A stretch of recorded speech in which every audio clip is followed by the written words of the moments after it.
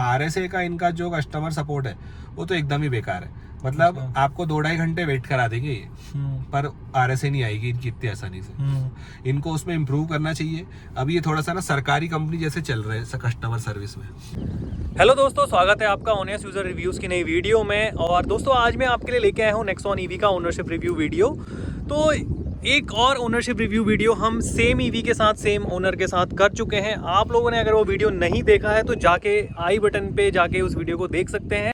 आज मैं जो वीडियो लेके आया हूँ इसमें मिस्टर विजय जी ने अभी लेटेस्ट 4 से 5 हज़ार किलोमीटर के आसपास उन्होंने इसमें ट्रिप करी है। तो क्या क्या उनको इस ट्रिप में प्रॉब्लम्स आई और क्या क्या ईवी से रिलेटेड उन्हें चैलेंजेस फेस किए, वो आज हम इस वीडियो में जानेंगे। तो first of all welcome to honest user reviews Vijay ji. Thank you. तो विजय जी बताइए कि ट्रिप कहाँ से कहाँ की थी और कितने किलोमीटर की आपने ट्रिप करी है? ट्रिप हमने जो करी है that was total 4200 kilometres approximately, ठीक है।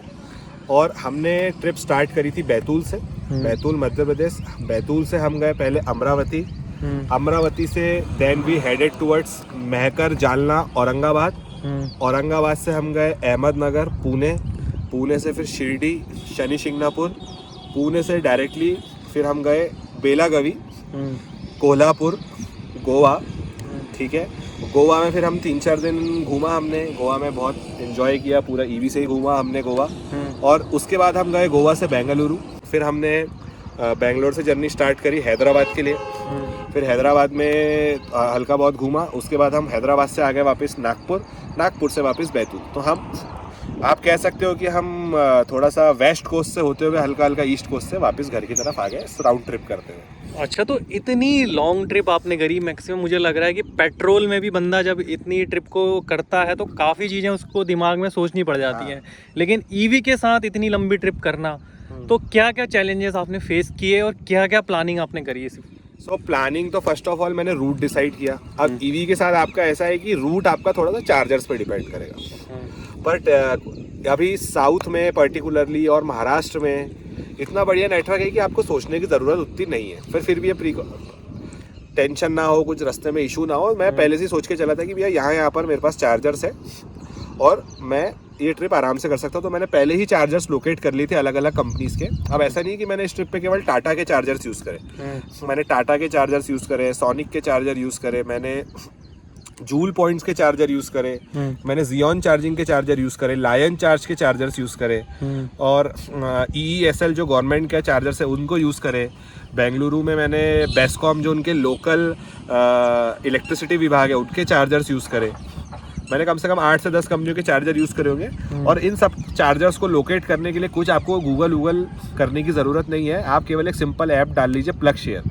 प्लग शेयर पे जितने चार्जर्स हैं किसी भी कंपनी के हो सब उसमें आ जाते हैं। आप केवल उसमें डालिए कि मुझे भैया जाना है बैतूल से गोवा, वो अपने आप आपको रूट बना के बता देगा कि आपको बैतूल से गोवा जाना है। तो आप ऐसे होते हुए यहाँ पे चार्जर्स है, आप ऐसे जा सकते हो। तो ये तो काफ़ी अच्छी इन्फॉर्मेशन आपने दी। दोस्तों प्लग शेयर के बारे में जिन लोगों ने नहीं सुना है तो वो इस ऐप को डाउनलोड कर सकते हैं जो नेक्सॉन ईवी चलाते हैं। तो और बताइए सर। फिर हमने ट्रिप स्टार्ट किया। ट्रिप बहुत अच्छा रहा हमारा ओवरऑल, हमें कोई भी दिक्कत नहीं हुई। बस हमारे पास कुछ दो ऐसे क्रूशियल पॉइंट्स थे। जैसे फॉर एग्जांपल हम बैतूल से गए अमरावती, अमरावती में चार्जर था, बहुत ही बढ़िया चार्जर, कोई इशू नहीं हुआ। अमरावती के बाद जो सीधे हमारा चार्जर था दैट वाज इन औरंगाबाद। अब अमरावती से औरंगाबाद मेरे ख्याल से 350 किलोमीटर था, if I am not wrong, maybe I am wrong, पर 350 किलोमीटर था। तो अब next charger was direct in Aurangabad. तो अब मैं घर से निकला था तो ऑब्वियसली मुझे बैतूल से अमरावती जाने में 3.5-4 घंटे लग गए। आगे मुझे और 8 घंटे लगते थे 400 किलोमीटर करने में। तो मेरे को ऑब्वियसली स्टे करना था। तो मैंने पहले ही रास्ते में जगह आती है महकर, मैंने वहाँ पे एक होटल से बात कर ली थी कि उन होटलों ने प्लग शेयर पे डाल रखा था कि भैया हम जो है नॉर्मल सॉकेट देते हैं, तो आप रात भर स्टे करो और अपनी गाड़ी भी चार्ज कर सकते हो। तो मैंने उस होटल, मेरे को रुकना तो था ही कहीं पे, तो मैंने उस होटल में कमरा बुक किया, वहाँ पे गाड़ी चार्ज करी 50-60% और औरंगाबाद चले गए। औरंगाबाद में चार्जर था। उसके बाद फिर हमें कहीं दिक्कत नहीं हुई। बस यही एक बात मेरा ये बताइए, जब जैसे हम कहीं ट्रिप पे जाते हैं तो हम गूगल पे लोकेशन देखते हैं, तो गूगल पे जो किलोमीटर्स बताता है वो एवरेज गाड़ी के हिसाब से बताता है। लेकिन ईवी में सेम डिस्टेंस कवर करने में आपको कितना एक्स्ट्रा टाइम लगा? देखिए, टाइम तो मेरे हिसाब से मैं आपको बता दूं कि अगर हम यहाँ से निकले थे रात को 12 बजे बैतूल से, और हम जो गोवा हम पहुँच गए थे 36 घंटे में।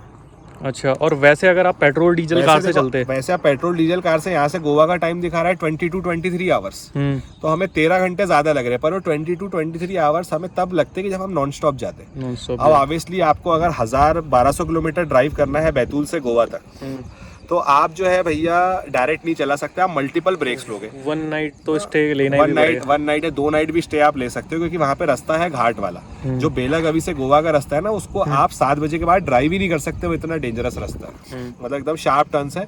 तो हमको एडवाइस करा था लोगों ने कि भैया आप रात में मत जाओ, तो हम तो 2 बार रुके, पर वो दूसरी बार रुकना नीड नहीं थी, वो हम सेफ्टी के लिए रुके थे।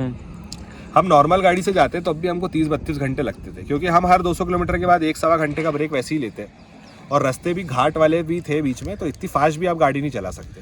तो रेंज एंग्जाइटी फील होती होगी, क्योंकि जब देखो अब जब आप ट्रिप पे निकल रहे हो, मान लिया आपने कितनी भी प्लानिंग कर ली है, अपना लोकेशन देख लिया चार्जर की, लेकिन उसके बाद भी जैसे आपको पता है अगला चार्जर आने वाला है 100 किलोमीटर पे, लेकिन गाड़ी में रेंज दिखा रहा है 80 किलोमीटर, तो वहाँ पे रेंज एंग्जाइटी होती होगी? नहीं, ऐसा तो मैंने प्लानिंग ही प्रॉपर करी थी कि मैंने गाड़ी की रेंज मान ली कि चलो मैं गाड़ी जो है 200 किलोमीटर की अगर मेरी रेंज है, रियल वर्ल्ड रेंज, तो मैंने कभी ऐसा मेरा हर चार्जर 200 किलोमीटर के अंदर थी, क्योंकि चार्जर का नेटवर्क इतना बढ़िया है वहाँ पे। और ऐसा नहीं है, मैं आपको बताऊँ कि मैं स्क्रीनशॉट्स दिखाऊंगा, मैंने हैदराबाद से आदिलाबाद तक नॉन स्टॉप गाड़ी चलाई है 285 किलोमीटर सिंगल चार्ज पे 95% पे। 95% चार्ज थी मेरी 95% पे, रात का समय था, और 285 एसी नहीं चलाया मैंने ऑब्वियसली, और 65 की स्पीड मेंटेन करी है, और 95% पे गाड़ी चली 285, उसको आप 100 में कन्वर्ट करोगे तो 303-304 आती है। तो मतलब आप तो काफ़ी अच्छी, जो प्रैक्टिकल इसमें 312 बताता है, तो 300 की रेंज भी काफ़ी अच्छी है। 2 बार मैंने 270 प्लस किलोमीटर्स गाड़ी चलाई है ये ट्रिप पे, एक 95% के चार्ज पे, क्योंकि मैं कभी भी गाड़ी को फुल चार्ज नहीं कर रहा था, क्योंकि गाड़ी जो है वो 95% बहुत जल्दी चार्ज हो जाती है फास्ट चार्जर से, और लास्ट का जो 5% है ना, वो फास्ट चार्जर से भी स्लो चार्ज होता है। अच्छा। तो वो लास्ट के 5% के लिए मुझे आधे घंटे रुकना पड़ता, 20-25 मिनट, तो मैं क्या करता था, केवल 95% चार्ज करके आगे बढ़ जाता था। अच्छा, तो अब सर ये बताइए, जब जैसे आप पेट्रोल डीजल भरवाने के लिए स्टेशंस पे रुकते हैं, तो मैक्सिमम आपको ज़्यादा से ज़्यादा 10 से 15 मिनट लग जाता है जब आप चार्ज भरवाते हैं, और वो भी अगर पेट्रोल पंप खाली है तो 5 मिनट। लेकिन जब ईवी को आप चार्ज करते हो, आप पता चल रहा है आप ईवी पे गए वहाँ पे, और वहाँ पे लंबी सी लाइन लगी हुई है, और हर गाड़ी कम से कम 1-1 घंटा ले रही है चार्ज होने में, तो फिर वहाँ पे कुछ क्या क्या प्रॉब्लम्स आती हैं? देखिए, ऐसा हमारे साथ हुआ नहीं, केवल एक ही जगह हुआ था, देवानगरे करके एक जगह आती है पुणे से गोवा से बेंगलोर के बीच में, देवानगरे करके, वहाँ पे हमारे साथ हुआ था। तो वहाँ पे ऑब्वियसली हमको 1 घंटा वेट करना पड़ा, पर ऐसा नहीं है, उधर नेटवर्क इतना बढ़ते जाएगा ना, तो आपके पास मल्टीपल ऑप्शन रहेंगे शहरों में और हाईवे पे, कि यार चलो इस पे नहीं तो उस पे चलते हैं। तो मेरे पास अगर आप मान लीजिए कि वन साइड ईस्ट, एक बार मैं औरंगाबाद पहुंच गया, तो औरंगाबाद के बाद तो मेरे को चूज करना पड़ा था कि चलो इस पे नहीं अगले वाले पे करेंगे, उस पे नहीं अगले वाले पे करेंगे, क्योंकि वहाँ पे हर 40-50-60 किलोमीटर की रेंज में आपको चार्जर्स इजीली मिल जा रहे थे। तो अब जैसे आपने 4500 किलोमीटर की एक लॉन्ग ट्रिप मारी है, तो कुछ ट्रिप में आपको गाड़ी से रिलेटेड कुछ प्रॉब्लम आई हो? रिलेटेड इशू आया हुआ क्या कि गोवा में जो है काफ़ी बारिश हो रही थी, तो सडनली क्या हुआ, मेरी एक ऐसा स्पीड ब्रेकर आया अच्छा खासा, तो उसके स्पीड ब्रेकर के इस तरफ भी पानी था और इस तरफ भी पानी था, और ऊपर से भी उसके पानी था, तो मेरे को दिखा ही नहीं कि वो स्पीड ब्रेकर है। तो मैंने गाड़ी जो स्पीड में जा रही थी, जाने थी 80-90 की स्पीड में थी, और वो गाड़ी स्पीड ब्रेकर पे मतलब समझ लो उड़ गई थी एक बार के लिए, तो जंप हो गई, और वो उसके बाद नीचे आई ना, तो जैसे ही वो नीचे आई तो इस गाड़ी का ऑटोमेटिकली लिम्प मोड एक्टिवेट हो गया। अब लिम्प मोड क्या होता है कि जब ये गाड़ी जो है 10% से कम बैटरी में आ जाती है, तो गाड़ी में एक लिम्प मोड एक्टिवेट हो जाता है, जिसमें वो गाड़ी की स्पीड 50 से ऊपर नहीं बढ़ती। अच्छा। तो गाड़ी की स्पीड जो है वो 50 से ऊपर नहीं बढ़ रही थी, मतलब 100% बैटरी पे लिम्प मोड एक्टिवेट हो गया था। वो कुछ सेंसर का इशू हो गया था, क्योंकि गाड़ी कूद गई थी, झटके की वजह से सेंसर डिस्टर्ब हो गया था। तो वो क्या हो रहा था, फिर लिम्प मोड एक्टिवेट हो रहा था, अपने आप डीएक्टिवेट हो जा रहा था, 5 मिनट के लिए एक्टिवेट हो रहा, फिर 2 घंटे नहीं आ रहा, तो चलते चलते एकदम से लिम्प मोड लग जा रहा था और गाड़ी की स्पीड स्लो हो जा रही थी। तो फिर मैंने कस्टमर केयर को कॉल करा, उन्होंने बोला कि सर आप कहाँ पर हो? मैंने कहा मैं गोवा में हूँ, इसके बाद मैं बेंगलोर जाऊँगा। तो उन्होंने कहा सर ये गाड़ी का जो ये इशू है, इलेक्ट्रिक गाड़ी, तो इसमें हमारा प्रॉपर इंजीनियर चेक करेगा, तो आप इसको या तो गोवा में दिखा दो या बेंगलोर में दिखा दो। तो गोवा में दिखाना था, तो उन्होंने बोला सर गोवा में तो इंजीनियर ओवरनाइट ट्रैवल करके मुंबई से आएगा, तो बेटर है कि आप बेंगलोर में दिखा दो। उन्होंने मुझे बोला कि सर 2-2.5 घंटे में आपकी गाड़ी दे देंगे सही करके। तो मैं बेंगलोर पहुंचा आराम से। बेंगलोर पहुंचने में मुझे कोई दिक्कत नहीं हुई। गोवा से बेंगलोर का रास्ते में इन्फानाइट तो नहीं, मतलब इतने चार्जर थे कि आपको सोचना पड़ जाएगा कि भैया मैं कहाँ चार्ज करूँ। मैकडोनल्ड्स पे चार्जर है, डोमिनोज पे चार्जर है, आप खाते, और इतने बढ़िया बढ़िया जगह चार्जर से कि आपको पता नहीं पड़ेगा, मतलब इनफैक्ट आप खाते रहोगे और गाड़ी चार्ज हो जाएगी। इसी अच्छे अच्छे संगम होटल एक आता है, साई इंटरनेशनल होटल आता है, कोल्हापुर मैकडोनल्ड्स पे चार्जर है, बहुत शानदार और प्रीमियम जगहों पे चार्जर से जिसमें आपको बहुत मज़ा आएगा। कुछ कॉफ़ी शॉप्स में है, ठीक है। सो हमने वहाँ पे बेंगलोर में गाड़ी दी प्रेरणा मोटर्स में, इलेक्ट्रॉनिक सिटी में।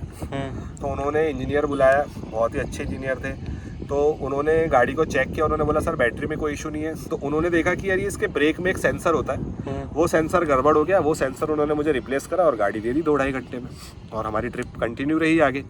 तो मैंने टाटा के डायरेक्ट एक सुमन जी करके हैं, वो कस्टमर सर्विस में कुछ अच्छी पोजीशन पर है, उनको कॉल किया। उनका मुझे कंटिन्यू कॉल आया, इंजीनियर का नंबर शेयर कर दिया कि सर आप गाड़ी दे दो। अब बेंगलोर में क्या है, 5 से ज़्यादा शोरूम है मेरे ख्याल से।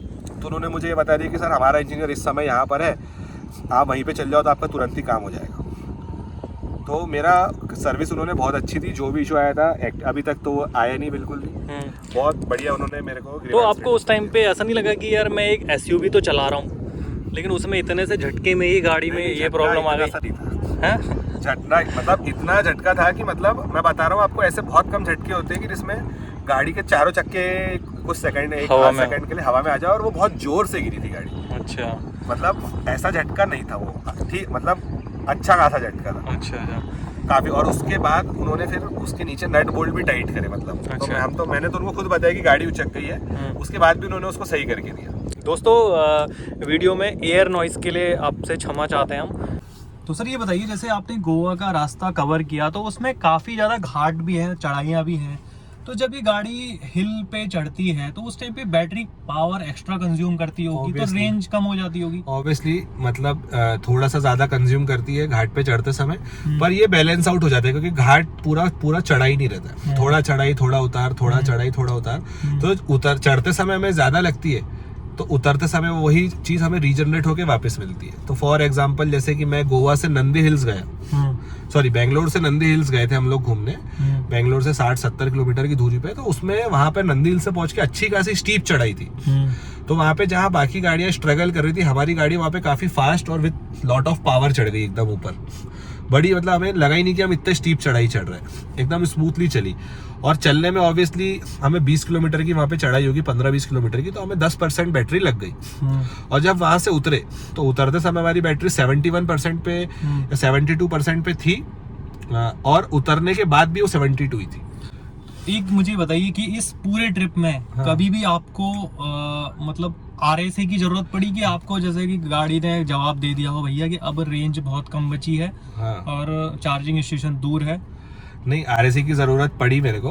मैं बता, जैसे हम औरंगाबाद पहुंचे तो औरंगाबाद में शोरूम है टाटा मोटर्स का, सतीश मोटर्स, वहां पर इनका चार्जर लगा हुआ है, फास्ट चार्जर। तो वो क्या हुआ था, ऐप में दिखा रहा था चालू, पर हम वहां गए ना तो वो चार्जर बंद था। अच्छा, तो उनका कुछ इशू था। तो वहां पे मैंने उनको बोला कि भाई मेरी गाड़ी तो अब यहाँ पे 5-6% बैटरी में है, मुझे औरंगाबाद से अहमदनगर जाना है, तो अब मैं क्या करूँ, आपका चार्जर बंद है। तो अब मेरे को तो आगे जर्नी कंटिन्यू करनी है, और आपने यहाँ पे चालू दिखाया, आपको दिखाना चाहिए। अब मैं यहाँ पे आ गया हूँ, मैं यहाँ से जा भी नहीं सकता। तो उन्होंने बोला सर हम चेक कर रहे हैं। तो मैंने कहा भैया RSA बुलाओ, मेरे को जो अगला चार्जर 40 किलोमीटर दूर है वहाँ पे आप मुझे छोड़ो, आपकी गलती है। तो आप इनके आप फोन करो, तो इनका पर्टिकुलरली जो टाटा पावर का कस्टमर केयर है वो डिसेंट है, ना ही ज्यादा अच्छा है ना ही ज्यादा बेकार है। RSA का इनका जो कस्टमर सपोर्ट है वो तो एकदम ही बेकार है, मतलब आपको 2-2.5 घंटे वेट करा देंगे ये, पर RSA नहीं आएगी इनकी इतनी आसानी से। इनको उसमें इम्प्रूव करना चाहिए। अभी ये थोड़ा सा ना सरकारी कंपनी जैसे चल रहे हैं कस्टमर सर्विस में, टाटा वाले कि सर हाँ हो जाएगा, करते हैं सर, और कॉल करने के लिए धन्यवाद, और फॉर्मेलिटी में इतना टाइम लगा देंगे, जो कस्टमर फंसा हुआ उसको प्रॉब्लम को एड्रेस नहीं करेंगे। फिर उन्होंने क्या करा, उन्होंने बोला सर वो चार्जर तो अभी चालू नहीं हो पाएगा, उसमें 5-6 घंटे लगेंगे। तो उन्होंने मुझे एक बहुत ही बढ़िया रिजॉर्ट था औरंगाबाद में, पाम मिडोज करके, वहाँ पे उन्होंने मुझे कमरा दिया, बिल भी उन्होंने दिया। अच्छा, ये सब? हाँ, उन्होंने बोला सर आप रात भर रुक जाओ, हम आपकी गाड़ी ले जाएंगे, चार्ज करके आपको ला देंगे। तो रात को हम 10 बजे औरंगाबाद में उन्होंने हमको स्टे करवा दिया था। तो हम बढ़िया रिजॉर्ट में रुके। रिजॉर्ट का कमरा मैं बता दूं आपको 4,500-5,000 रुपये तो उसका रेंट था, जिसमें उन्होंने हमारे लिए ब्रेकफास्ट भी कराया और मैं आपको उसकी फोटोज भी दूंगा। काफी लग्जरी प्रॉपर्टी थी जो टाटा पावर ने खुद अरेंज करके दी हमें। तो ये तो काफी अच्छी सर्विस है, पर चार्जर चालू रहना चाहिए था। पर ये भी ठीक तो है। ये भी एक तरीके से डाउटफुल ही है कि ऐप में दिखा रहा है ऑन है और बंदा वहाँ गया। नहीं, वो मैं आपको बताता हूँ उनकी कितनी बार ऐसा हुआ आपके एक पूरे बार, ट्रिप में? उसी ट्रिप में मैं आपको बताता हूँ उसमें गलती क्या थी। और उसके बाद फिर 4-1 बजे के करीब रात को वो उन्होंने प्रॉब्लम सॉल्व कर ली चार्जर की। और हमारी गाड़ी सुबह 6 बजे तक चार्ज करके आ गई। हम 7 बजे निकल गए अहमदनगर के लिए। फिर अहमदनगर से जो हम चालू हुए तो हम सीधे फिर जाके बेलागवी में रुके। बहुत दूर है अहमदनगर से बेलागवी भी। अच्छा। आपको पूरा पुणे, कोल्हापुर, सतारा क्रॉस करके बेलागवी पहुंचना पड़ेगा। और बेलागवी में जो चार्जर था वो पूरा सोलर पावर्ड था। अच्छा। मतलब समझ लीजिए आप जहां तक आपकी नजरें जा सकती है वहां तक सोलर पैनल ही पैनल थे। और 4-5 चार्जर थे, तो कोई वेटिंग का भी इशू नहीं था। काफी फास्ट चार्जर था। हाँ, वैसे ईवी का मतलब भी वो है कि जहाँ से चार्जिंग जनरेट हो रही है इलेक्ट्रिसिटी, वो भी अगर विंड मिल से हो या औरंगाबाद वाले चार्जर का कहता है चार्जर जो है हमेशा इंटरनेट से कनेक्ट रहना चाहिए। अच्छा। तो उसमें इनका सिम लगा हुआ था, उस सिम का रिचार्ज खत्म हो गया था। अच्छा। तो जो बंदा वो सिम का रिचार्ज करता था वो बंदा फोन नहीं उठा रहा था। अच्छा। तो फिर इन्होंने रिचार्ज करा और चार्जर चालू हो गया। चार्जर पे कुछ इशू नहीं था, माइनर सा इशू था जो इसको ये पकड़ नहीं पाए थे। अच्छा। बाकी तो और कोई हमें कहीं भी चार्जिंग में दिक्कत नहीं हुई। पर कुछ दिक्कतें हुई जो लैक ऑफ कंज्यूमर अवेयरनेस की वजह से हुई। जैसे फॉर एग्जांपल मैं कोल्हापुर में एक जगह चार्ज कर रहा था, तो मेरे से जो जस्ट पहले गाड़ी चार्ज करके गए होंगे उन्होंने गन को प्रॉपरली डिस्कनेक्ट नहीं किया था। अच्छा। उन्होंने क्या करा, डायरेक्ट चार्जर बंद कर दिया होगा रिमोट स्टॉप करके और गन निकाल दी। तो उनका पैसा डिटेक्ट नहीं हुआ। तो जब तक प्रीवियस वाले का पैसा डिटेक्ट नहीं होगा ना तब तक नई चार्जिंग चालू नहीं होगी। तो वो चार्जर खाली पड़ा है, मैं उसके सामने खड़ा हूँ, मुझे दिख रहा है ये खाली है, फिर भी वो ऑक्यूपाइड दिखा रहा है ऐप पे, तो मैं चार्जिंग चालू नहीं कर सकता। ठीक है, तो मेरे पास तो ऑप्शन था 10 किलोमीटर दूर दूसरा चार्जर था लायन चार्ज का मैकडोनल्ड्स में कोल्हापुर में, हम वहां चले गए। पर इसका भी जो है फिर उन्होंने मुझे तोड़ बता दिया कि अगर कभी ऐसा होता आपको क्या करना चाहिए। उसमें आपको कुछ नहीं करना है, चार्जिंग गन को लेना है, अपनी गाड़ी में लगाना है, अपने आप ऐप में जो चार्जर है वो अवेलेबल दिखाने लग जाएगा। हम क्या कर रहे थे, लगा ही नहीं रहे थे कि भाई अवेलेबल नहीं है। पर उसका सिंपल सॉल्यूशन उन्होंने मुझे फोन करके बताया कि सर आप गन लगा लो गाड़ी में, जैसे ही गन आपकी गाड़ी डिटेक्ट कर लेगी ऑटोमेटिकली वो बंदे के पैसे कट जाएंगे और आपकी गाड़ी चार्जिंग चालू हो जाएगी। पर हम पहले लगा ही नहीं रहे थे कि अरे तो अनअवेलेबल दिखा रहा है। तो ये भी काफी अवेयरनेस की चीज है। दोस्तों वीडियो काफ़ी लंबी होने की वजह से इसको मैंने 2 पार्ट में कर दिया है। कल यानी 18 जुलाई को आप इसका नेक्स्ट पार्ट देख सकते हैं। प्रीवियस पार्ट जिसमें मैंने क्वेश्चन आंसर्स किए हुए हैं वो भी आप आई बटन पे जाके देख सकते हैं। वीडियो को पूरा देखने के लिए धन्यवाद। जय हिंद, जय भारत।